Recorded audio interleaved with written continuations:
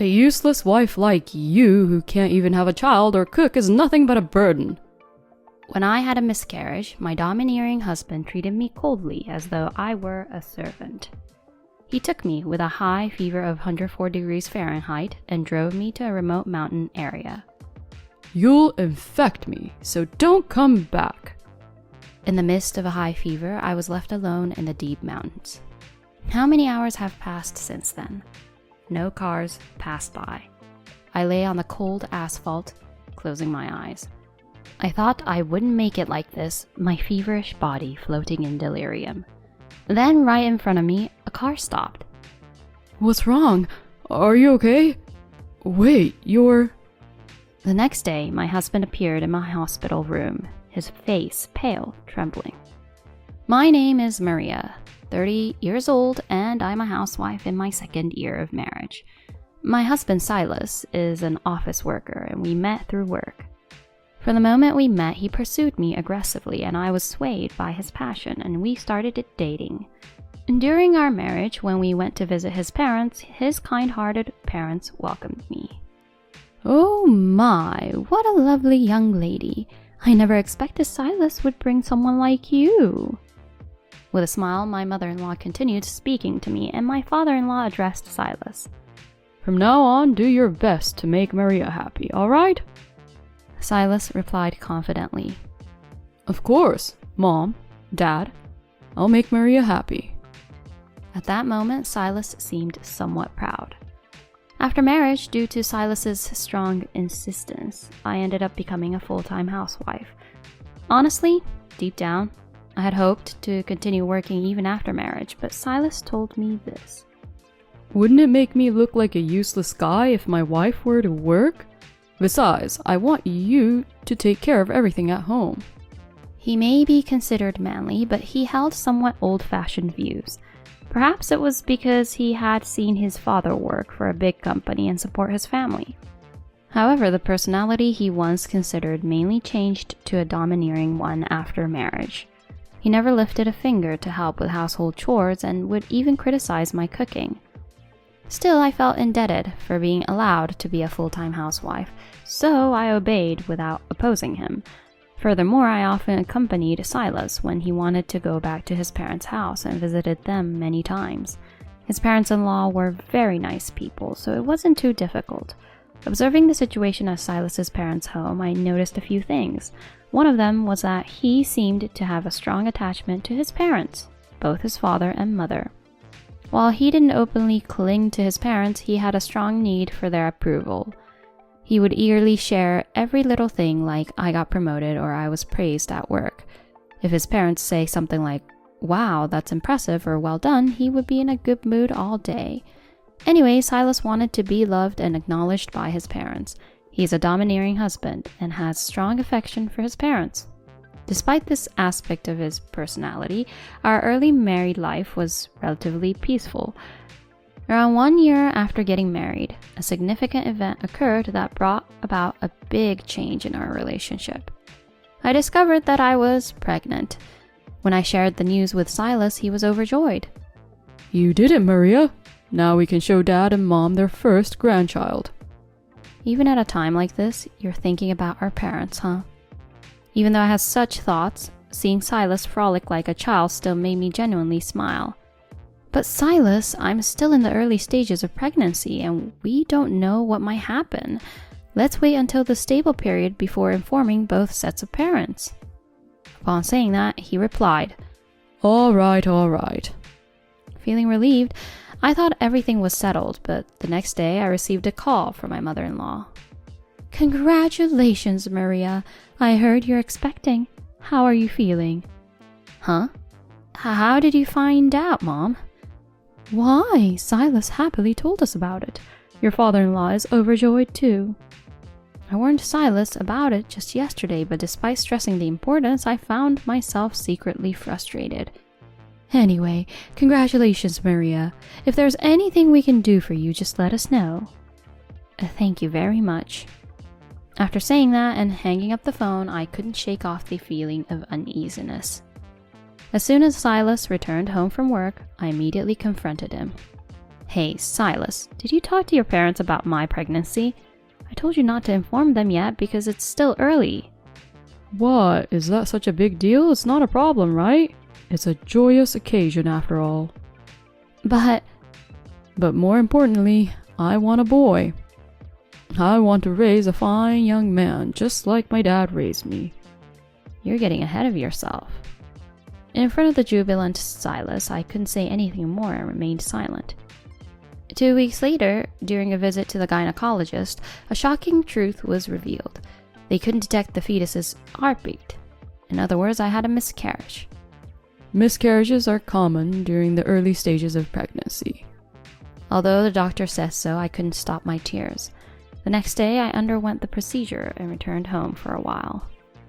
Silas remained silent in the car. Silas, say something, please.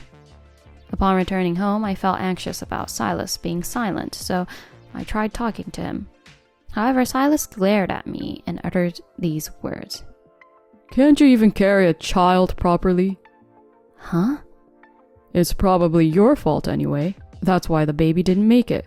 How am I supposed to explain this to my dad and mom? What? What are you saying, Silas? Is that more important to you than my well-being? In front of me, Silas scratched his head anxiously, clearly surprised. You know, I've always excelled academically in my career. I got married at the right age and I've been providing for you perfectly well. Everything went smoothly and we even had a child without any trouble. And now, to face such a failure. It's just unbelievable. Failure? Yes, it's a failure. If you had just been able to have a child like any normal person, Mom and Dad would have been so happy. But now, this is a stain on my life. It's all your fault. You've tarnished my life with your actions. In shock from his words, I could only stare at Silas in disbelief. You should apologize properly to my parents. Say something like, I'm sorry for not being able to have a child. I won't report this to my parents. He spat out those words and slammed the door to the bedroom, intentionally being rough. Afterward, I called my mother-in-law while crying. When I told her about the miscarriage, my mother-in-law comforted me. It's during the early stages of pregnancy. These things can happen, dear.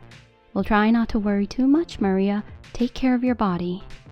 Hearing these gentle words for the first time since the miscarriage, tears welled up in my eyes. My in-laws showed concern only for me and never uttered anything disappointing. I couldn't possibly speak about the hurtful words Silas had said to them. I thanked them and ended the call and went to bed. The next day, I had a procedure at the gynecologist's, but Silas ignored me and went to work in the morning. I underwent the procedure alone and returned home, being told to rest for a while. Feeling a sense of emptiness after losing the baby, I just sat there in a daze. Eventually, Silas returned home. Hey, why aren't you doing the housework? Silas said in an irritated tone. I had surgery today and they told me to rest. Tears welled up as I explained, but my husband sighed and grabbed me by the collar. You, who couldn't even fulfill your role as a wife by giving birth. Do you think you can get away with not doing the housework? Huh? A failure like you. Who do you think is supporting you? Now get on with the housework. I stood up, crying, and could do nothing but comply with his demand and start doing the household chores. After that, Silas's attitude towards me worsened steadily. He would shout at me if I couldn't do the housework to his satisfaction, bringing up the fact that I couldn't have a child to blame me. Amid the constant blame, I started to believe that everything was my fault. Gradually, I became like a fearful servant, obeying only Silas's orders. Living in such a manner, the stress began to take its toll, and I started losing weight. My in-laws expressed concern, but I had to cover it up before Silas saying, I'm on a diet. Some time passed, and then Silas says something to me. I have important work coming up, and the president is expecting a lot from me. It's a crucial promotion opportunity. I need to focus on this job, so make sure you handle the household chores perfectly without getting in my way. fulfill your role as a wife. Yes, I understand. After that, I earnestly carried out the household chores, obeying Silas's orders. As he had declared, he started coming home late, and our conversations as a couple became fewer. Surprisingly, I found some relief in this situation. By this time, I had come to prefer being alone rather than engaging in conversation with my husband. During this time, I caught a troublesome cold. Since morning, my temperature was 101.3, and I couldn't move my body as I wanted. Somehow, I managed to complete about half of the household chores, but by evening, my temperature rose to 104.0, and I finally collapsed. In my dazed state of mind, I heard the sound of Silas returning home. Hey, what are you doing sleeping? Where's dinner? I replied interruptedly, I have a fever. It's 104.0, and I can't move. Take me to the hospital. Then Silas silently helped me to my feet and led me to the car. He's taking me to the hospital. Thank goodness. Feeling relieved, I dozed off in the car, drifting into a hazy sleep. Hey, wake up! Next time I regained consciousness, it was pitch dark and I had no idea where I was. Huh? Where am I? Get out of the car. I stumbled out of the car, and all around me I could hear the sounds of insects and birds echoing. It seemed like we were somewhere deep in the mountains. Huh? In the mountains? But you were taking me to the hospital. Oh, you're not worth going to the hospital. A useless wife like you, who can't even have a child or cook, is nothing but a burden. Huh? You'll just infect me with your illness. Don't come back. After spitting out those words, Silas got into the car alone and drove away, leaving me behind. That's... Left alone, I collapsed right there. My high fever still persisted, and I couldn't even stand up. I searched for my phone and wallet, but they were nowhere to be found. In other words, I was abandoned in the deep mountains with just my feverish body. How many hours had passed since then?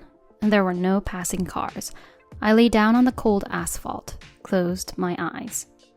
I thought that I might not survive like this, my feverish mind wandering in despair.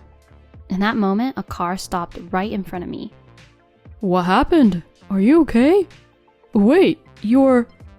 Seeing an unexpected person, I felt relieved and lost consciousness. The next day, after recovering, I sat on the hospital bed and talked with the person who helped me. Footsteps approached from outside and the door of the hospital room opened. It was Silas who appeared. Hey, you're hospitalized? Overdramatic. Silas coldly stated, but in the next moment he widened his eyes and exclaimed, Huh? President! Why are you here? Indeed, the one who saved me was Aaron Compton, Silas's boss and the president of the company he worked for. So, you're Silas, Maria's husband, and our employee, right? While glaring at Silas, the president delivered his message and Silas muttered with a trembling voice. Maria, you mean you knew the president from before? He's familiar with you? At that moment, I let out a sigh and explained. Yes, Silas. Aaron is an old friend of my father's, and he has been kind to me since I was little. I knew he ran a company, but I never imagined it was your workplace. My father knew about his connection, but he kept it a secret from me, probably to avoid any bias or influence. I can't believe it. But why's the president here? Silas's eyes widened with confusion, and I continued. On that day when I was left stranded, it was Aaron who came to my rescue. It turns out he was on his way back from a trip to a remote mountain hotel. If he hadn't accidentally found me, I don't know what would have happened to me. At that moment, the president spoke with a serious tone. When I rushed to the woman who had collapsed on the roadside, I was shocked to find it was Maria. One step later, and it could have been a matter of life or death. What were you thinking?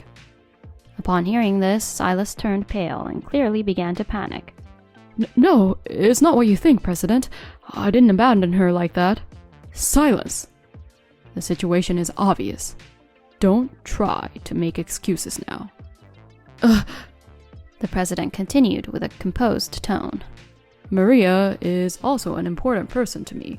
You did something terrible to her. If we report this to the police, you could be arrested for abandonment and neglect. Arrested?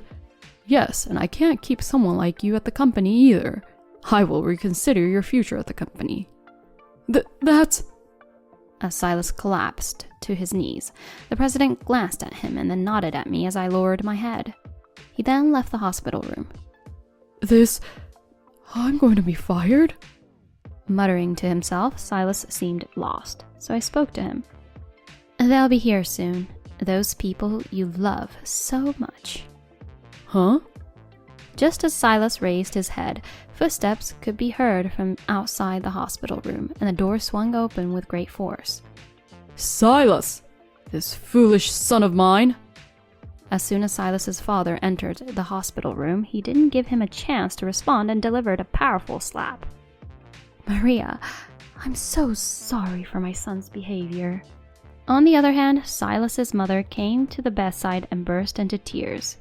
Yes, after regaining consciousness, I had completely exposed his actions to his parents. Did you go and tattle on me to Dad and Mom? While lying on the floor, Silas glared at me, but his father immediately shouted at him. What's this about tattling? Do you even realize what you've done? Dad, why are you doing all this for her? I'm your beloved son, right? Silas pleaded in a trembling voice, while his mother continued to cry softly and his father's shoulders shook with anger. That's enough. It seems like we've raised you in the wrong way. We're cutting ties with a despicable person like you. Cutting ties? No, please. Dad, Mom, stop it. Silas burst into tears like a child and clung to his parents, but they coldly pushed him away. I will barely tolerate your presence until you make amends to Maria. However, after that, I have no intention of ever getting involved with you again. At this point, Silas turned to me and pleaded. Maria, please forgive me. If you say that both my father and mother and even the president will forgive me, they should be able to calm down. In that moment, I was quietly seething. Taking a deep breath, I raised my voice and confronted him. Don't be ridiculous. After all the verbal abuse you've thrown at me and even leaving me stranded in the mountains? You only care about yourself, don't you? I know it all. Silas was taken aback by my fierce attitude, as I've never spoken back to him before. I spoke to him coldly, leaving no room for ambiguity. I'm divorcing you. Be prepared, as I'll also claim compensation for the emotional distress you caused me. Silas knelt down, looking bewildered. My father-in-law grabbed him by the collar and dragged him outside. Afterward, our divorce was finalized without any issues. I received compensation of around $14,000 for the emotional distress. In the end, I decided not to report to the police out of consideration for my in-laws. As the president had declared, Silas was eventually fired from his job. His actions became a topic of gossip within the company, and it seems that finding a job in the same industry or any other is now hopeless for him. My in-laws apologized to me numerous times and even compensated me for the trouble. Silas has severed ties with his parents and has no intention of having any further involvement with them. With the payment of compensation, Silas lost his savings and is now living in a run-down apartment. It seems that he is living like a recluse, isolating himself from the outside world. He lost his job and reputation, and even his beloved parents have abandoned him. I have no way of knowing how he will live his life from now on. On the other hand, as for me, I have moved near my family with the compensation money and I'm leading a peaceful life. I have finally managed to return to work and reclaim myself. From now on, I hope to live positively, being true to myself.